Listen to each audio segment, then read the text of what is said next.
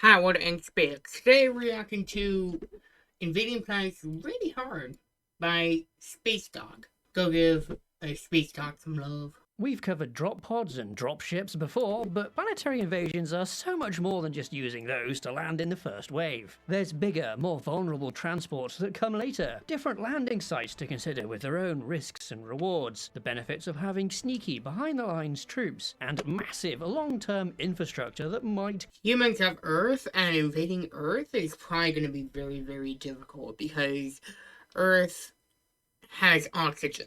Oxygen, if you have experience in welding, if you have experience in making airplanes, you know that oxygen reacts with everything. So, let's say you're an alien species and you don't breathe oxygen. Or you're literally gonna rust away. to come afterward. So invasions are far more than that first battle, and today's Space Talk video will be going into all of those extra details.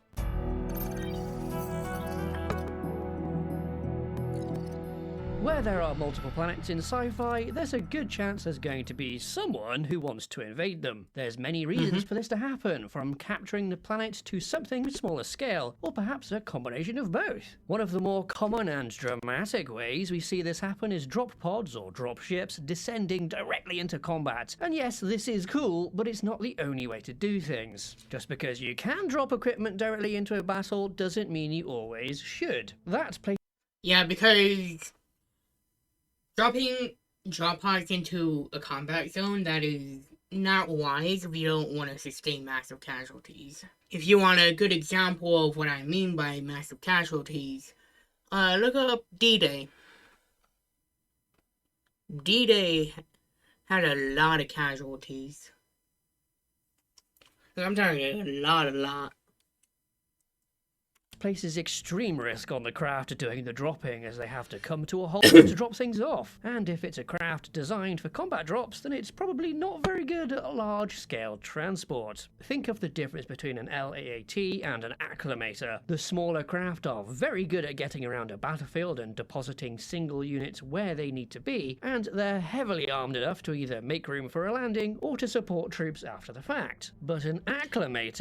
Yeah, I saw close air support. Is designed for massive transport. It can bring down a whole army, but needs a lot of space to do that, preferably in a nice, secure landing site. You wouldn't want to try to land this directly onto a battlefield, because the loading ramps are a massive bottleneck that also lead directly into the vulnerable interior of the ship. Halo 3 has another brilliant example of this whole idea of securing a safe area with a landing on the Ark. It starts out with drop pods and pelicans to get the lay of the land and to find a nice safe location for the frigate Forward unto Dawn to dramatically zip into a cool as hell landing to deploy heavier equipment. Mass Effect has basically the same thing on Vermeer, where Commander Shepard is first dropped off ahead in the Mako to take out anti-air guns to then make room for the Normandy to safely arrive. 2007 really was a good year for making landing sites for frigates, wasn't it? Since we're... Some of my viewers, they probably don't even know what Mass Effect is, so let me clue you in.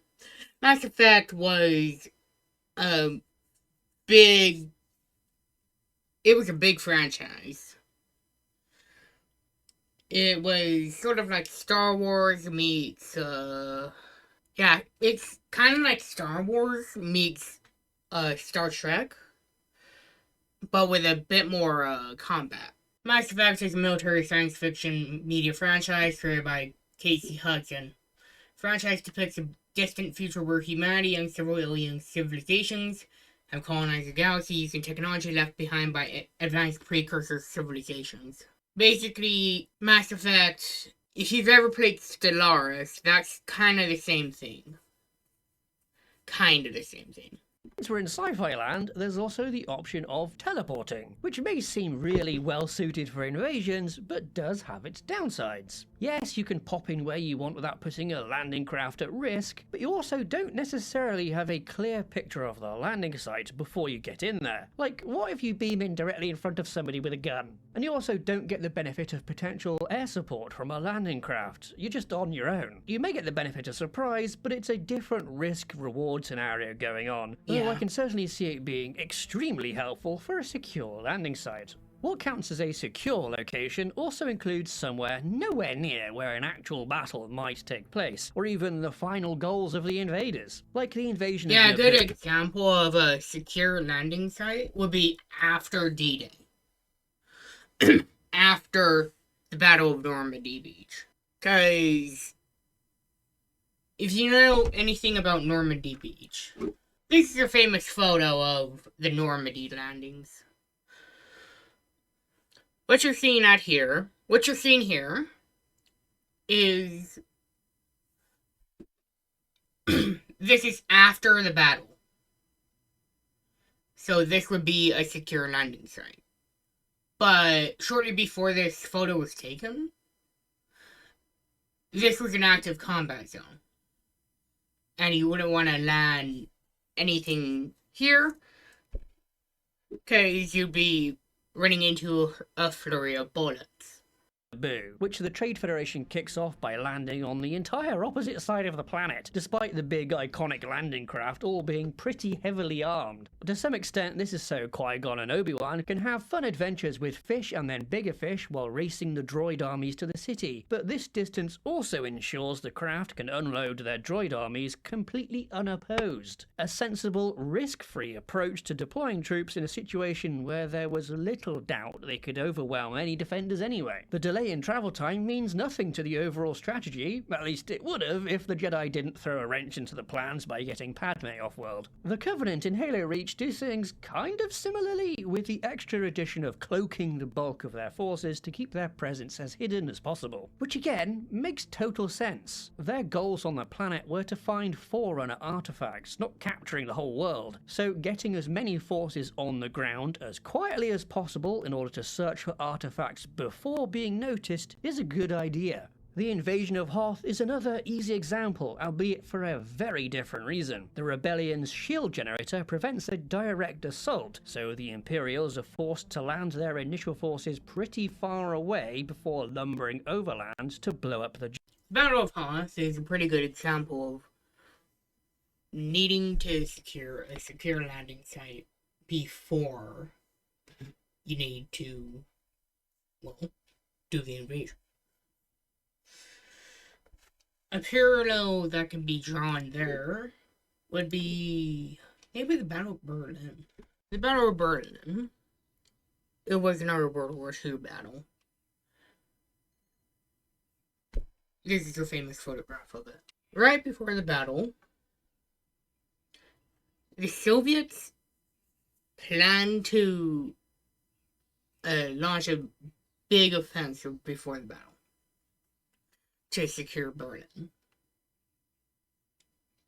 Because Berlin was very heavily defended, because it would be Germany's last stand. And if Berlin fell, Germany would fall. That is a parallel that can be drawn here. The generator, and then moving on to their actual goal of destroying Echo Base. That whole battle would have gone very differently if the Imperials had someone acting behind the lines to take out that shield generator beforehand, which is a very important concept of many invasions that kind of goes overlooked in favour of the big huge battle. What I mean is special forces, paratroopers, partisans, traitors. I'm the spy. All of these that do clandestine work behind enemy lines that can have a vital... He brings up a good point. Special forces really are a game changer. Okay, special forces are special. They can go deep behind enemy lines. If you want a decent example of something like that in sci-fi, play Helldivers and jump into a commando mission. And you'll see kind of what it's like being special forces right before an invasion. Vital effect on the invasion at large, like Dr. Yue turning off the Arakeen shields and capturing Duke Leto in Dune, the real-life paratroopers on D-Day destroying bridges to stop German reinforcements, or those zealots that the Covenant sent out on Reach. All much smaller forces than the main invasion, but key to that invasion achieving its goals, which can be pretty varied. In the aforementioned Dune, it was to destroy the Atreides family, which is is very different to what happened in real life on D-Day, out on Geonosis in Star Wars. If the goal is something quick and surgical, then just invading and leaving might be sufficient. If there's more long-term goals, then there is going to be a lot more work that needs to be done after the initial touchdown and the big dramatic battle to allow for continued operations. Yeah. Avatar 2 has a pretty interesting take on invasion in general, really, because the biggest threat to those landings isn't a dedicated, prepared enemy force, but instead the dangerous local flora and fauna. The landing isn't contested in... Yeah, Afghanistan. That's what happened in Afghanistan, Vietnam, and a variety of other places. Afghanistan and Vietnam had partisans and guerrilla warfare, and they really were a mess, and that's part of the reason why the United States didn't win in those wars. In quite the same way the other invasion examples I've mentioned were, but the voracious jungle still presents an unacceptable threat to continued operations after the landing. So upon the RDA's return to Pandora, they do everything they can to secure those landing sites for long-term use. The most dramatic thing they do is using the insane matter-antimatter engines of the interstellar craft to torch the landing sites practically down to bedrock. The shock and awe from these landings buys the RDA forces enough time and space to begin permanent construction on a vastly larger scale than their earlier efforts, all protected from the jungle by a massive dead zone. They still bring in stuff from Earth, but the equipment from the initial landing allows them to be largely self-sufficient. That's not the case with every invasion though. Real life isn't a strategy game where troops and materials pop out of buildings if you have the resources to make them. They have to be shipped around, and they have to be built. A lot of things can go wrong during construction. They have to be built, which is the final phase of building. And you can disrupt a being built building by simply taking out the scaffolding. And then the whole building comes crumbling down. Gargantuan effort to retake the European continent after D-Day required a lot of supplies and manpower to be brought in. Since actual ports could not be captured in a usable state, everything had to be brought in onto the beaches or onto massive temporary ports called mulberry harbours that were brought in to make things easier. That was the photo that I was showing you. This one. Massive temporary ports called mulberry harbours that were brought in to make things easier. All of this comes under the banner of logistics, and it's what wins wars. Creating infrastructure to go from the sea to the... There's a saying that the United States is a logistics operation that dabbles in war. And to be fair, the United States did indeed put a Burger King in Afghanistan. With an airplane. That's why the United States is a logistics operation that doubles in war. To the land is a lot easier than going from space to the ground. Yeah, ships might be fine coming down to land, but not every spaceship is necessarily capable of that, leading to a bottleneck. If you wanted to create a space version of a Mulberry Harbour, perhaps a space elevator of some sort could work. Just a regular sci-fi tether to a big ship acting as a temporary spaceport. But since even that distance is still way further than just a jetty down a beach, the elevator would still be pretty vulnerable to attack. So maybe you could do an even shorter one, just to go from a hovering ship to the surface so it doesn't need to be able to land. I'm absolutely sure both of these... This is Surviving Mars. It's a Paradox game. Surviving Mars is kind of like City Skylines, if you've ever played it, or SimCity. But instead of being on Earth, it is on Mars. These ideas already exist somewhere in sci-fi, so let me know in the comments below. One variant of this idea is the Covenant invasion towers they used on Reach. Yeah, it's a tower, but the way it connects to the ship it's transferring troops from is through teleportation. So there's no physical link. The ship just needs to be kind of nearby, and they cloak the forces near them. These are a fantastic concept and one of the few bits of invasion logistics infrastructure I can think of in sci-fi that isn't just a dropship of some kind. As we can see, there's a lot more going on in planetary invasions than you might think. There's all sorts of short or long-term goals for them, and many ways to achieve those goals beyond just committing more and more dropships to battle. These fiction... Speaking of that, there is a thing where you can literally just throw a bunch of... where you can just throw men at the problem until the problem solves itself.